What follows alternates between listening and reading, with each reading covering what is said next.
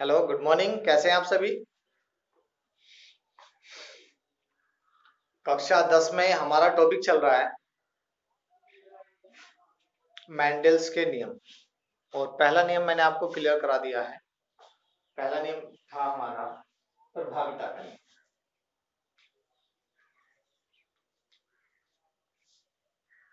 प्रभाविता का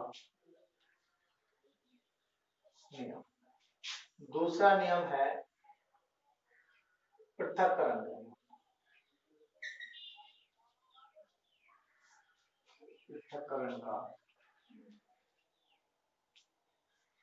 नियम। तीसरा नियम था हमारा स्वतंत्र अपव्यूहन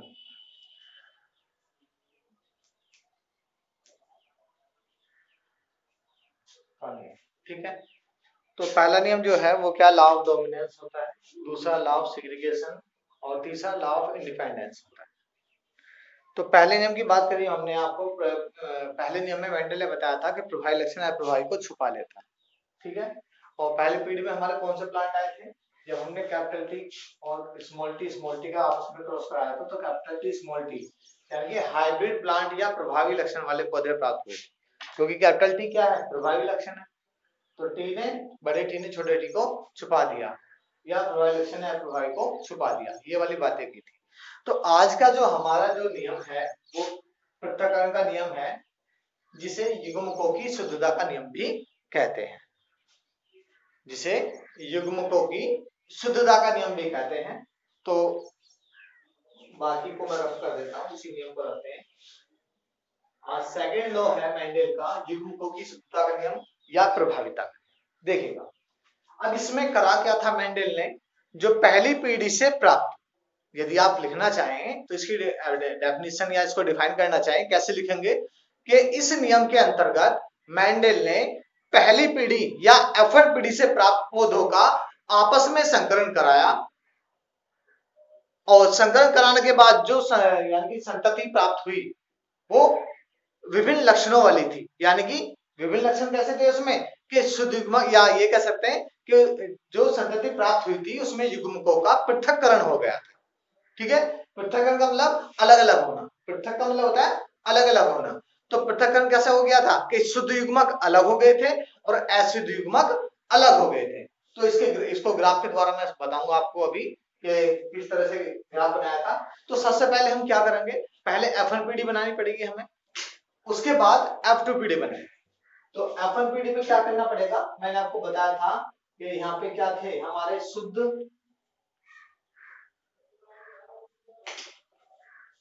लंबे पौधे थे, और क्रॉस किसके बीच कराया था?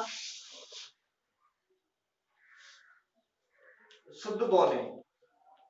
ठीक है। शुद्ध लंबे जो थे वो कैपिटल टी थे, होमोलोगस हैं, समयुग्मजी हैं।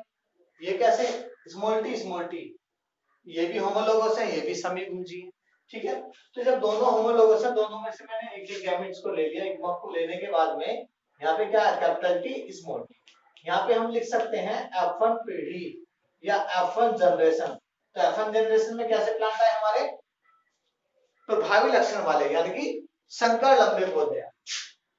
अब संकर क्यों है ये? संकर लंबे विषम युग्मजी। विषम युग्मजी क्यों है? क्योंकि दोनों सेम नहीं है, दोनों समान नहीं है। क्योंकि एक बड़ा टी है, दूसरा छोटा टी है, यानी कि एक कैपिटल टी है, स्मॉल टी है। यानी कि एक प्रभावी लक्षण है, दूसरा अप्रभावी लक्षण है। तो मेंडल ने ये कहा था कि प्रभावी अप्रभावी को छुपा देता है। आप इस पॉइंट को, इस लाइन को ध्यान रखना। मेंडल के सभी जब तक नियम क्लियर ना हो, ये चैप्टर जब तक क्लियर ना हो। ठीक है। तो इस नियम के अंदर क्या कहा था, तो यहाँ पे क्या करा मेंडल ने, इनका आपस में संकरण कराया।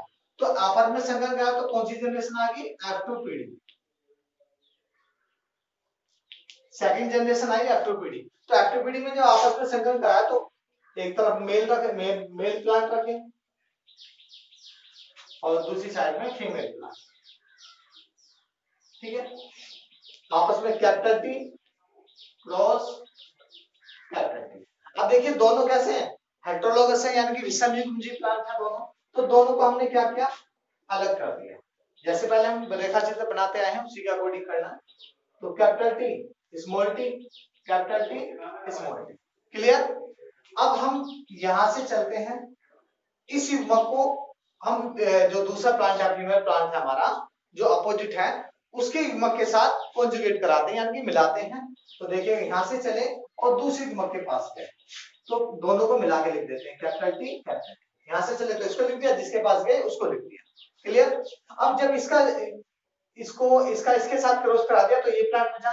अब इसका इसके साथ भी कराएंगे यानी कि पहले युग्मक का दूसरे प्लांट के दोनों युग्मक के साथ क्रॉस कराना।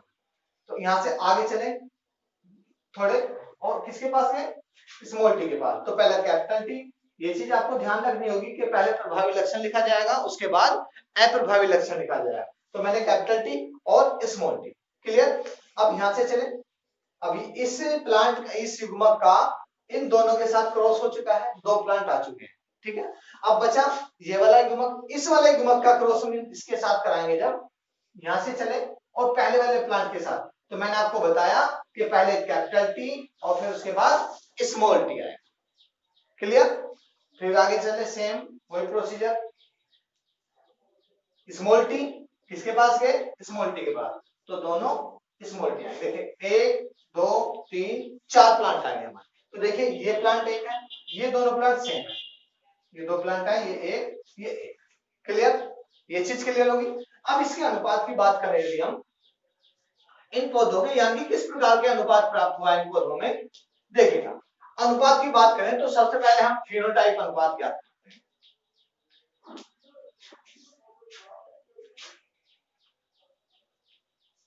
फिनोटाइप अनुपात क्या करते हैं? फिनोटाइप का मतलब होता है कि हमें बाहर की मॉर्फोलॉजी देखनी है, बाहर के आकार की देखनी है। हमें आकार की में क्या होगा कि हमें बाहर के जो आकार के यानी पहले लक्षण को देखना है, प्रभावी लक्षण को बस, अप्रभावी को बिल्कुल नहीं देखना है। तो अब आप मुझे चारों प्लांटों में देख के बताइए कि इन चारों प्लांटों में के प्रभावी लक्षण में चारों प्लांटों में क्या क्या प्रभावी लक्षण आ रहे हैं। देखिए पहले प्लांट में कैपिटल टी है, इसको इग्नोर कर देना, हमें इससे कोई मतलब लेना देना नहीं है, इससे कोई लेना देना नहीं है, इससे कोई लेना देना नहीं है। तो देखिए पहले में कैपिटल टी है, दूसरे में कैपिटल टी है, तीसरे में कैपिटल टी है और जो 4 नंबर का प्लांट है उसमें कैपिटल टी नहीं है। तो कैपिटल टी किसको दर्शाता है? लंबे पौधे को। तो 3 पौधे कैसे आगे यहां लिख सकते हैं हम लंबे पौधे। लंबे पौधे कितना है 3। अब लास्ट प्लांट बचा, इसमें तो था नहीं, इसमें स्मॉल टी था, तो स्मॉल टी किसको दर्शाता है? बौने पौधे को। तो बौने पौधे कितने आए 1। तो अनुपात कितना हुआ हमारा 3:1। यदि आपसे कोई क्वेश्चन पूछे कि मेंडल के पृथक्करण के नियम में पौधों का फिनोटाइप अनुपात क्या था, आप बताएंगे 3:1। ठीक है? अब नेक्स्ट है जीनोटाइप अनुपात। जीनोटाइप अनुपात रेटियो की बात करनी है। जीनोटाइप में क्या होगा तो देखिएगा जीनोटाइप में क्या होगा कि हमें पहले तो प्रभावी लक्षण देखना है और फिर उसके बाद अप्रभावी लक्षण देखना है, यानी कि हमें दोनों लक्षणों को देखना है प्लांट के अंदर ये दोनों लक्षण कैसे हैं। देखिए जैसे सपोज करें यहाँ पर पहले प्लांट मिले, हमने प्रभावी लक्षण देखा, दूसरा देखा दूसरा प्लांट युग्मक कैसा है वो प्रभावी है। जब दोनों प्रभावी होंगे तो कैसा प्लांट होगा शुद्ध लंबा पौधा होगा। अब देखिए capital T small T, capital T small T, एक प्रभावी है दूसरा अप्रभावी है, तो कैसा पौधा होगा संकर लंबे पौधे होंगे, ये वाले प्लांट प्राप्त होंगे। अगला क्या है स्मॉल टी, तो कैसे पौधे हैं ये शुद्ध बौने पौधे। तो हमें दोनों चीजों को देखना है। तो हम यहाँ पे यदि अनुपात लिखें तो अनुपात में क्या लिखा जाएगा कैपिटल टी बराबर कैसे पौधे शुद्ध लंबे पौधे। कितने पौधे आए 1। कैपिटल टी शुद्ध लंबे पौधे 1 है। उसके बाद कैपिटल टी स्मॉल टी बराबर ये कैसे पौधे संकर लंबे यानी कि हाइब्रिड प्लांट है। यानी कि हाइब्रिड किसको बोलते हैं आपको बताया जो दो बीजों से मिलकर तैयार होते हैं। ये दो प्लांट है हमारे। और स्मॉल टी जो प्लांट है हमारे कितने हैं ये कैसे हैं शुद्ध बोने पौधे। शुद्ध बोने कितने 1। तो अनुपात हमारा जीनोटाइप कितना हुआ 1:2:1। ये आंसर। ठीक है? अब आपसे यदि कोई पूछता है कि मेंडल के दूसरे नियम में पृथक्करण के नियम में पौधों का फिनोटाइप अनुपात क्या आया था जीनोटाइप अनुपात क्या आया था, तो आप बता सकते हैं फिनोटाइप में 3:1 था और जीनोटाइप में 1:2:1 था। ठीक है? उसके बाद मैंने बताया था इसको युग्मकों की शुद्धता का नियम भी बोलते हैं। क्या बोलते हैं, ऊपर लिख देता हूं मैं, युग्मकों की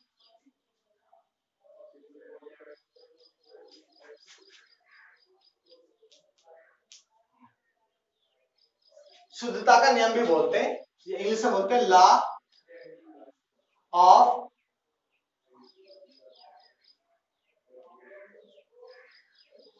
सिग्रीगेशन। ठीक है, ये चीज थी इसमें। अब युग्मकों की शुद्धता का नियम क्यों बोलते हैं, मैंने आपको बताया था कि शुद्ध युग्मक अलग हो जाते हैं, यानी कि युग्मकों का पृथक्करण हो जाता है। F2PD में मैंने अभी परिभाषा बताई थी अभी स्टार्टिंग में कि F1PD का जब F1PD से प्राप्त पौधों का जब आपस में संकरण कराते हैं तो क्या युग्मकों का पृथक्करण हो जाता है। जब युग्मकों का पृथक्करण हो गया है तो शुद्ध युग्मक अलग हो गए और अशुद्ध युग्मक अलग देंगे। यहाँ पे शुद्ध युग्मक अलग है और अशुद्ध युग्मक अलग है, यहाँ शुद्ध युग्मक अलग है। ठीक है, तो इसलिए इसको क्या कहा गया, युग्मकों की शुद्धता का नियम कहा गया। ओके, मैं मानता हूं कि आपके सभी के समझ में आ गया होगा। और यदि किसी के ये टॉपिक या ये नियम समझ में नहीं आया है तो आप वीडियो को रिवाइज करके देख सकते हैं बार बार, और फिर भी नहीं आता आप सीधा मैसेज या कॉल के माध्यम से भी आप इसको पूछ सकते हैं। Okay, thanks for watching this videos.